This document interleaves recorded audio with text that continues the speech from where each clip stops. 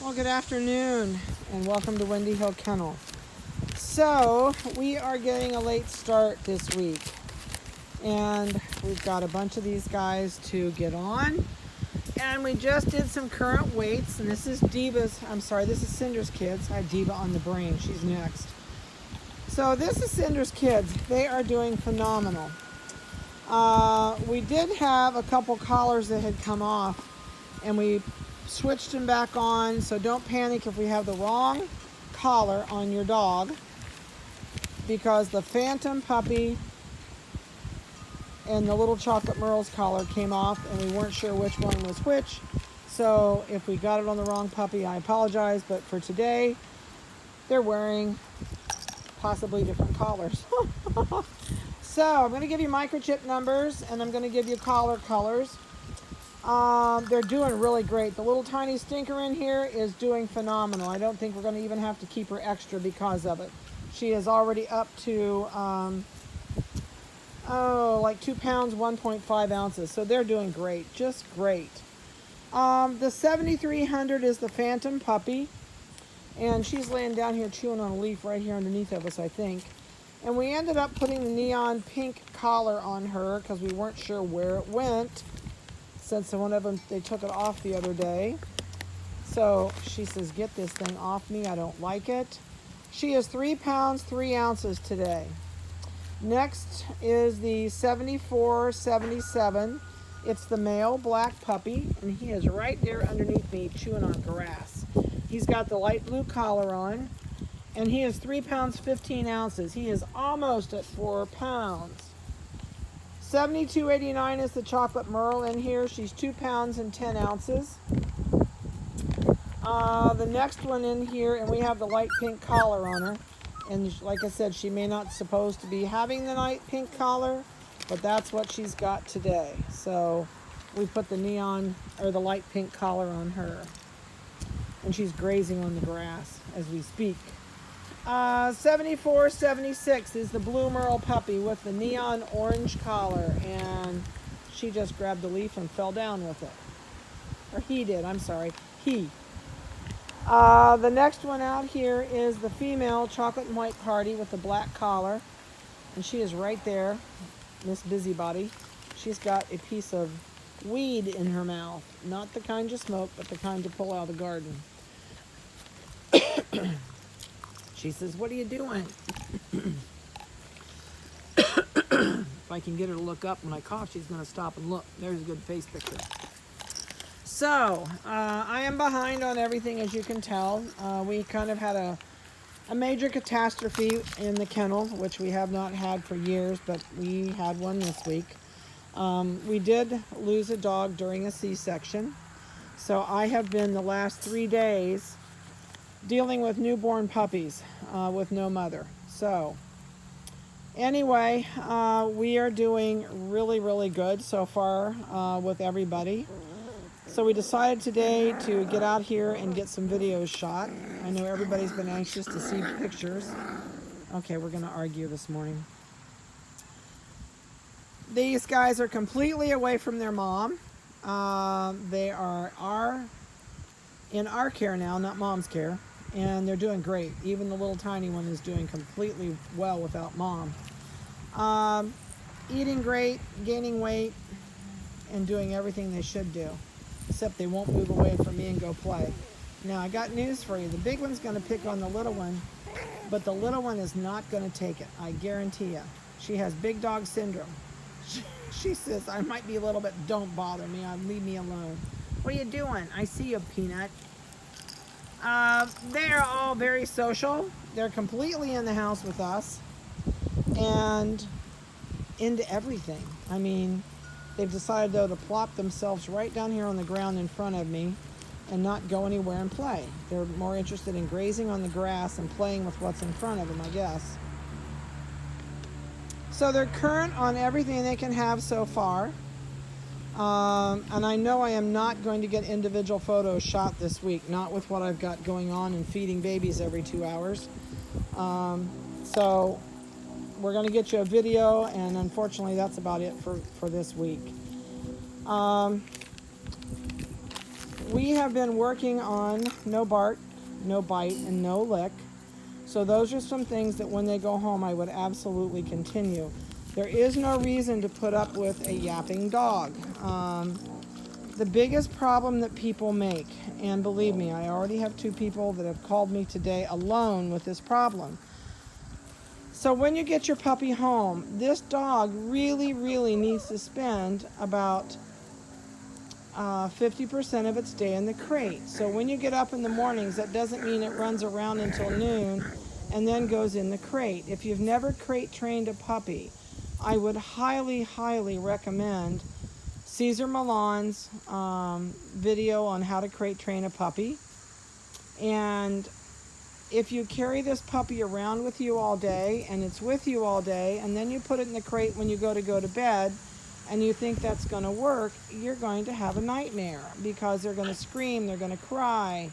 The other bad thing with letting them run around without being curtailed at how far they can go, the lady that called me today said, well, my dog's been chewing on electrical cords. Well, hello, don't let it out and leave it alone. Don't assign someone to watch the dog, during the day when you're busy. Put it in the crate. Do not feel bad. She says, I'm not giving you the ball. Let go of me. That's the biggest problem that I can tell you that people do is they go home, they treat these guys like a baby. And if you don't have time for it and you don't want to put it in a crate, put it in an X-pin. An X-pin can be your best friend. These guys are actually out here in an X-pin in my yard. This is like, I think 2.5 of these hooked together. But your average X-pin comes with 8 panels, 2 foot square. Well, I have 24-inch tall. Don't get 24-inch tall. It's too small when they go home. But they are all 2 foot wide, and then they're as high as you want to purchase. They can go as high as 42 inches, or I would say if you're talking about Cinder's litter, probably a 30-inch or a 32-inch would be plenty, because you want something they can't learn to climb, and you don't want to encourage them with it. It's cute, and you think it's cute when they go to climb, because once you have a climber, you always have a climber. So don't encourage that at all when you get them home. But you can also set an X-pin up in your kitchen, which gives them a 4 foot square if you just use one. And if you're going to put a couple of them together, it gives you, about an 8 foot area that they can play in, which is plenty for one puppy. And that way you know where they're at. They're not going to get in trouble. They're not going to tear your house apart, and they're not going to piddle when you don't know where they're at, and maybe they walked in another room and they piddled on the floor. So please, please look into some information on how to crate train. There's fruitcake information out there, believe me. If you're going to look online, there's some really wild, wacky people out there that do weird training. But crate training is something that is not hard to do. You just got to be regimental, and you got to get them on a schedule. You also have to change their toys because they get really bored. So we have a large variety of toys. Like these toys they've not seen.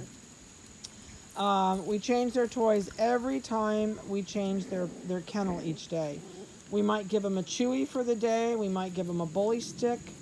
We might give them a stuffed toy. And a great place to buy your stuffed toys are Goodwill stores, American Thrift. Any place like that is a great place to go.